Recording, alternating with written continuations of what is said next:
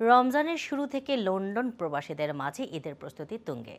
আত্মীয় পরিজনের জন্য দেশে টাকা পাঠানোর পাশাপাশি অনেকেই নিজে ফিরছেন প্রিয়জনদের সঙ্গে ঈদ উদযাপন করতে।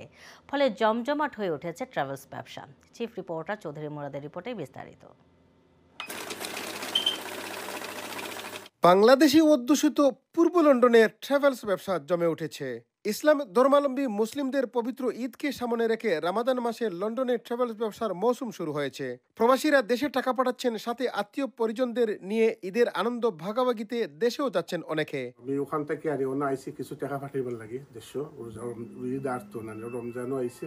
আপনার সকলের কাছে অনুরোধ, আমরা বাঙালি কমিউনিটি সবে আর নিজের আত্মীয় স্বজন যারা আছে গরিব বা আসুন সবরে কিছু পয়সা দিবা পাঠাইয়া তারা খরচ করবো। প্রবাসীরা কষ্টার্জিত রেমিটেন্স আত্মীয় স্বজনদের সচ্ছলতায় দেশে টাকা পাঠান। এই মুহূর্তে লটস অফ বাংলাদেশের মানুষ যাইরা ঈদ উপলক্ষে বাংলাদেশও যাইরা প্রচুর টাকা পাঠাইরা আত্মীয় স্বজনের গেছে। কার্গো তো এজ এ ইউজুয়াল সবসময় জেলা ঠিক আছে।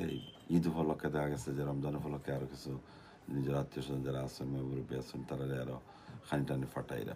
রমজান উপলক্ষে প্রচুর মানুষ দেশ যাইরা মানিও ফাটাইরা প্রচুর মানি ফাটানিওর আপনারাও আমরা সেবা নৌকা এফআরজের পক্ষ থেকে আসলে রমজান উপলক্ষে প্রচুর মানুষ দেশে যাইরা টিকিটের প্রাইসও মোটামুটি সবার সহনশীলতার ভিতরেও আছে। যেহেতু টাকার রেটও আপ হয়েছে, প্রচুর মানুষে প্রবাসীরাও দেশে টাকা ফাটাইরা।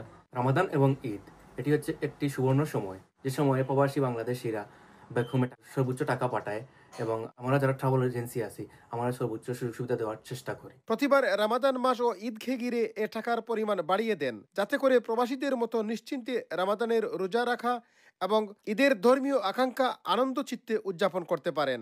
সে সাথে আত্মীয় পরিজনদের নিয়ে একই সাথে ঈদের আনন্দ ভাগাভাগিতেও দেশেও যান অনেকে। এ বিষয়গুলো পরিলক্ষিত হচ্ছে বিলেত প্রবাসী বাংলাদেশিদের মাঝে।